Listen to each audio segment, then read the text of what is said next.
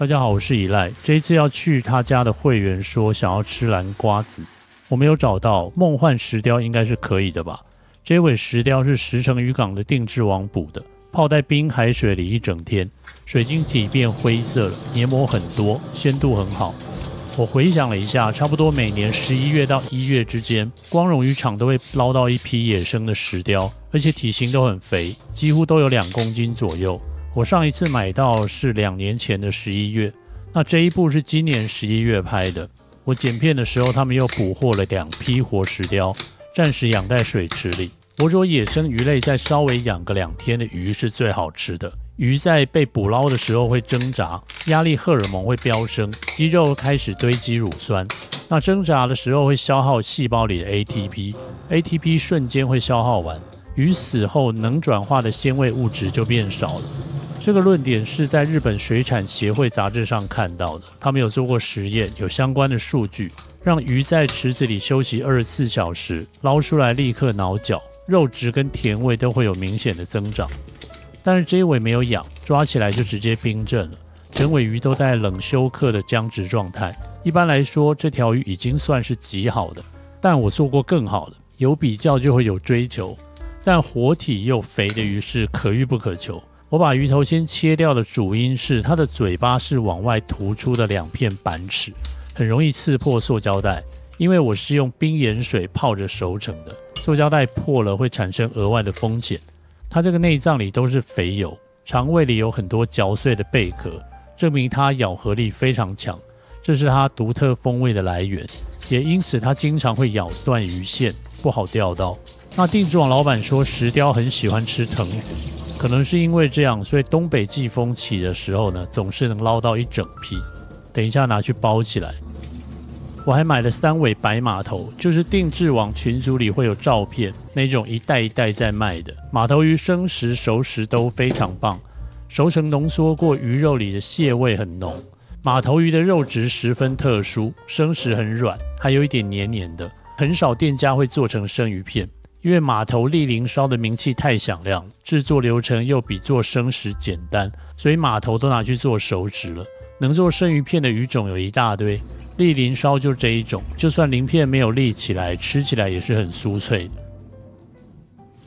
會員還指定了一個北海道厚岸牡蠣，而且要做煙燻油漬牡蠣，這是一個很奢侈的選項。但是他敢說我就做，因為牡蠣煮熟之後會縮小，那花出去的錢也縮小了。這些坐飛機來的牡蠣呢，生吃是最好的吃法，拿來煮熟這種事平時是幹不出來的。那上一次煮熟是去會員家，有乾爹贊助請客吃飯才會這樣。那大家請多參考一下影片資訊欄的連結，好東西來的。這個牡蠣我自己生吃了5個最小的，剩下的都煮熟拿去給會員了。這一顆牡蠣呢，是1份蚵仔煎的錢，還不含後面其他的材料。用80度的醬油泡熟之後要煙燻。這一組鍋具是專門煙燻用的，所以鍋蓋生鏽了，不要太在意。燻之前牡蠣要吹風吹乾，煙燻味吸附的比較完整。煙燻完之後再吹風放涼，倒入冷壓初榨橄欖油泡着就好。這個牡蠣吃完呢，這個油還可以留着沾麵包來吃。處理完很多魚呢，會想說今天簡單做一餐就好了。那要效率、美味、健康3合一，就需要這一台氣炸鍋，領導品牌的旗艦款飛利浦新世界 Plus 氣炸鍋。這一台很厲害，除了氣炸之外呢，還有蒸跟蒸炸3種模式切換。旁邊這個地方拉出來可以加水，就可以做純蒸跟蒸炸的料理。今天這個蝦子跟軟絲，我想要做個蒸炸，可以保持鮮甜原味，又不會太乾硬。籃子跟底盤中間有空間可以對流，360度加熱，料理過程中都不用翻动。這個透視窗超大的，從這裡就能完全掌握食材的熟度。我都看顏色來決定烹調的時間。這是蒸炸，這看起來有點像那個鹽焗的感覺。它炸的時候，整個蝦的味道很香，就是那個甲殼類的香氣都有跑出來。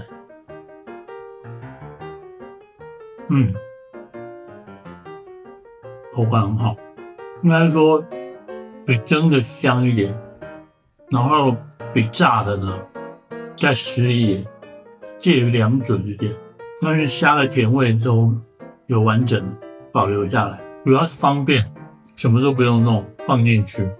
這個是軟絲頭，一樣一起弄的。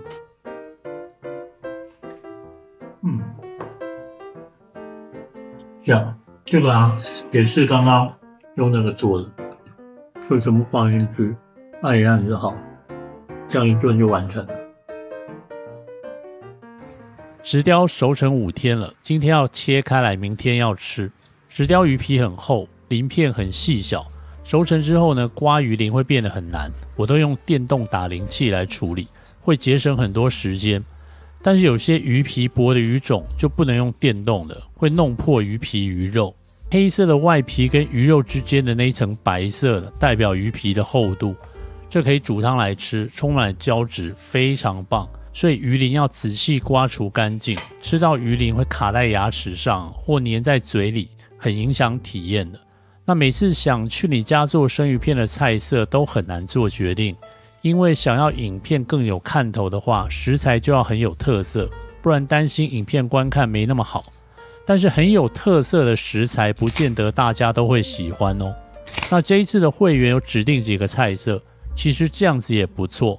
雖然說沒有辦法每一樣都按照他的想法，但至少有幾個是合乎他期待的，也省得我一直絞盡腦汁去想。我以前做房仲的時候，店裡的規則是每天晚餐輪流買飯，輪到誰呢？誰就自己決定今天要吃什麼，然後幫全店的人一起買一買。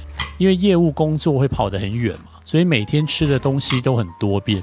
有一次呢，是一個姓孫的同事買飯，那一天回來在桌上看到了一個大的山東饅頭，我就愣了一下，問說：“這個是晚餐嗎？”其他人說：“對哦，前面那邊還有豆腐乳。”忙了一天，滿心期待的吃着饅頭，會讓人印象很深刻的。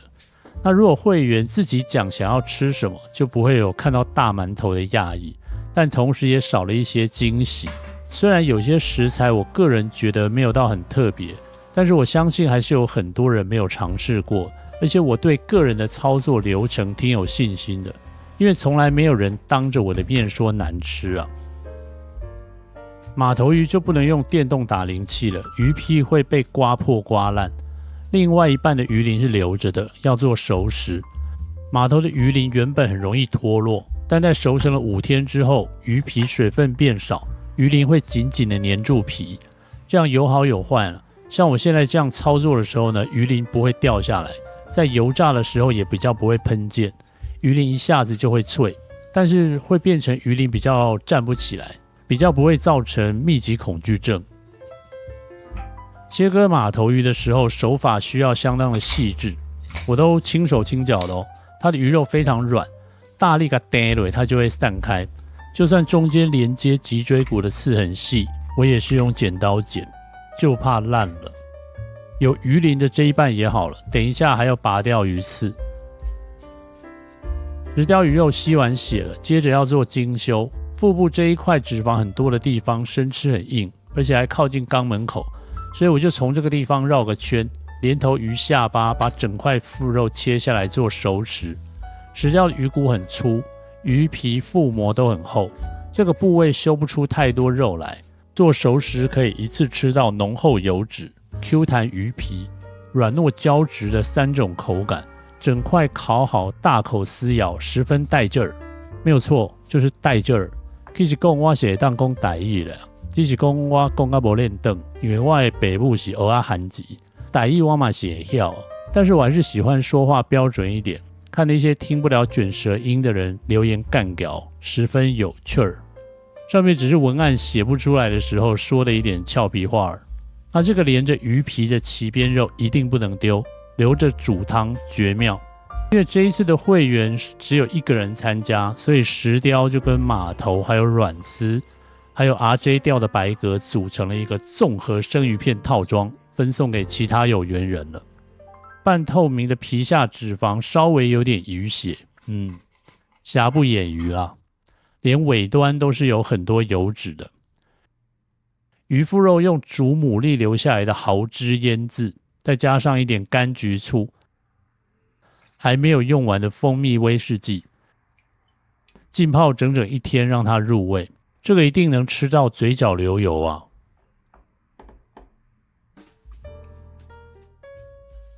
活動當天來到會員家了，看得出來他非常喜歡史努比。我把所有的生食都先排列處理好，放進冰箱，再一次上菜。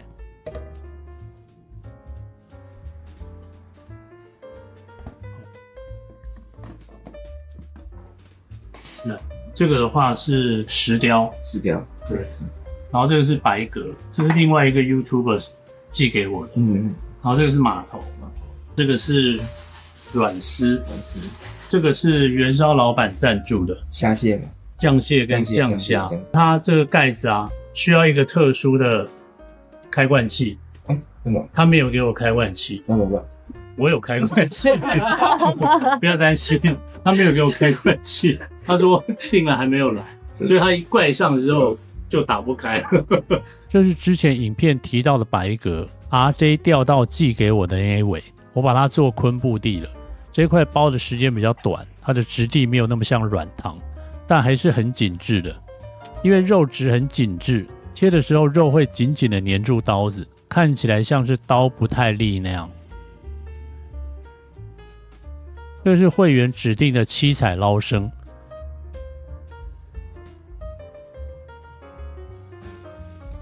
開罐器，這就是之前吃那個魚子醬留下來的貝殼做的湯匙，魚子醬的罐頭，它這邊有個凹槽，插進去然後用力轉，你沒有這個的話，基本上打不開。好，開了，這樣，噠啦，還不錯吧？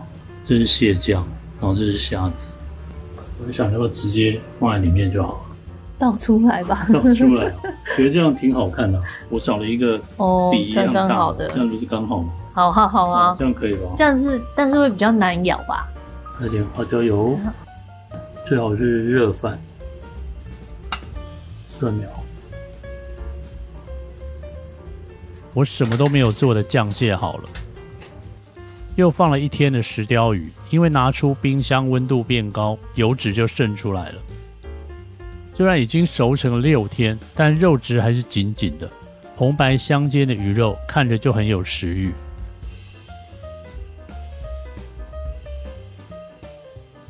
他家連碗盤都是史努比的。這個是軟絲，也是在池城魚港買的，處理畫面在另外一部片裡。所有的食材處理都放在同一部片呢，時間太長了。這是我第一次在台灣買軟絲，回家自己做生食。這個是半條馬頭魚，這一排生魚肉照成本要300塊哦。有人一路把它照顧到你家，無價。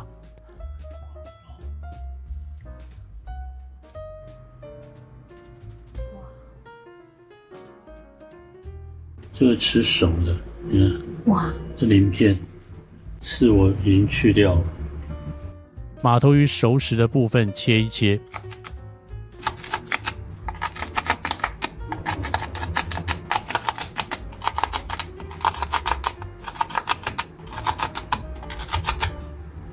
哦，醃製好的整塊石雕腹肉，這個蓋子太大了。你看，焦了，焦了，啊！哇！糟糕，完了！哇，太硬了。可是這種恰恰的應該蠻好吃的。恰恰好吃啊，對，這個是好吃的，因為我有上很多醬油嘛，對，所以它一下就焦了。現在推卸責任哦。那來第一個菜，這個是你指定的哦，這個是厚岸牡蠣做的。也去油漬牡蠣，我還沒有用這個厚岸牡蠣做過。我之前有用日本牡蠣做，是用冷凍的。冷凍就是那種 Costco 有賣那種工程牡蠣，有沒有？我今天帶來了14個，對，然後剩下的都在冰箱，你可以留着慢慢吃。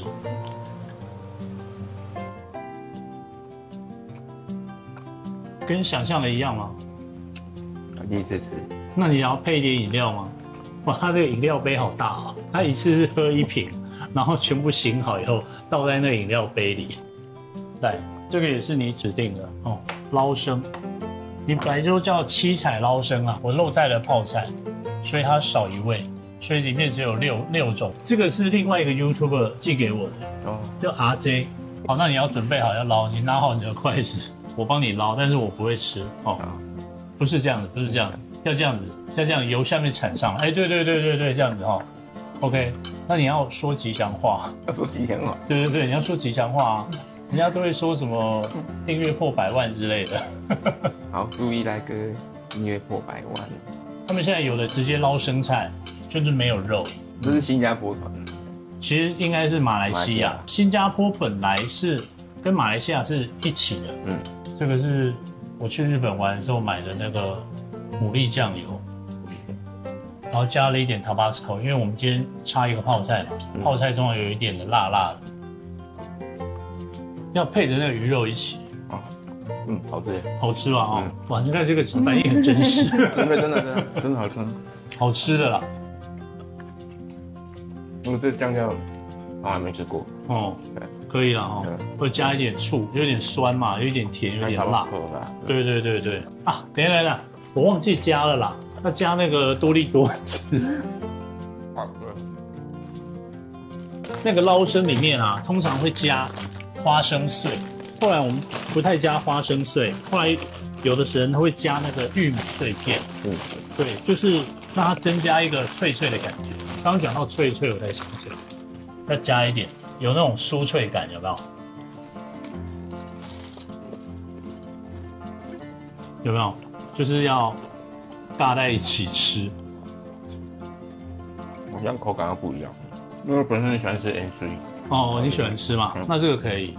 前面4個菜都是冷菜，然後後面是熱菜。第一個是石雕，你看到它上面有一層白色的，那個是油脂。那這個石雕不瞞你說，我有試吃過，很油。好，然後這個呢是軟絲，它不是透抽。這個呢是沾醋，哦，它不要沾太強烈的。然後這個是馬頭，非常難搞，魚鱗很小，肉很軟，取肉率很低。幫你擠一點瓦薩比，這個日本買的。這個味道不錯的。鍵盤俠還說：“哦，大大你也會用牙膏哦？”對，我就是會用。這個是配石雕的，慢慢嚼。哦，好嗲，甜吧？甜。哦，而且特別軟，比那個套 Q 又更軟。大概熟了6、7天，其實它應該可以放到10天，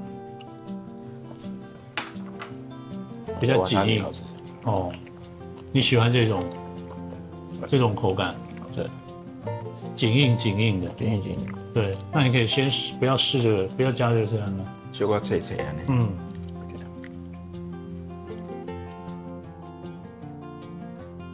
羅東元燒老闆贊助醬蟹的蟹膏啊，跟那個胭脂蝦塞進這個盒子裡面。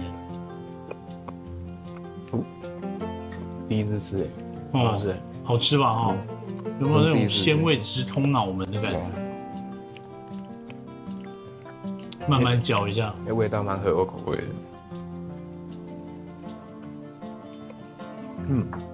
老闆堅持要送我這個，哦，那你這樣子哈，OK，那你可以配一點飯。OK， 飯太多了。哦，這樣可以了。這樣可以了。然後塞太多飯了。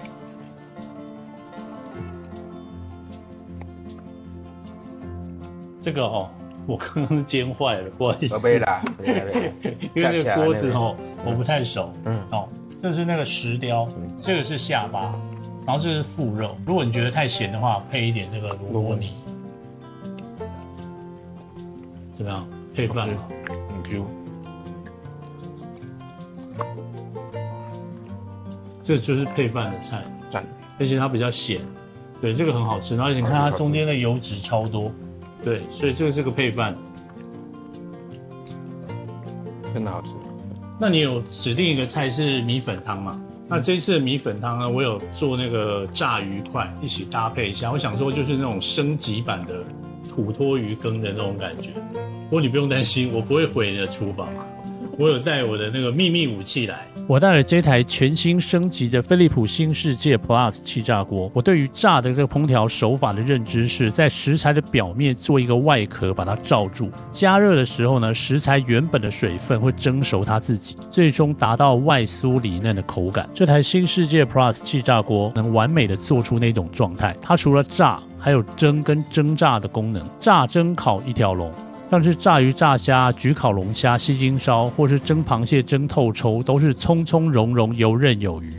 這個專利4D 海星底盤讓對流提升了 52%， 料理起來更有效率，不用開火就能搞定各種類型的無水料理，保留食材的精華與原味，特別適合肉質細膩的海鮮。新世界 Plus 最長能設定24小時的定時，以及40到200度之間的定溫，拿來做舒肥果乾、魚肉條都沒有問題，讓你輕鬆就可以做出各種美食或貓屎。